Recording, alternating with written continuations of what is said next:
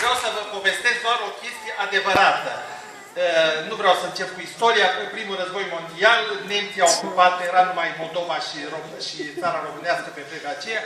Era un mareșal neamț, Mackensen, deși sună scoțian, era neamț, care a spus niște chestii extraordinare care mi-au rămas în inimă și care vreau să vi le transmit și dumneavoastră ca să reflectați și să depășim această fază. A spus, un neamț este capabil să facă un lucru bun în 10 zile. Un român știe să-l facă mai bine în 7, dar păcat că se oprește după 4. Reflectați, faceți în așa fel să depășim cele 3 zile și să arătăm întregii lumi că suntem mai buni chiar și decât nemții.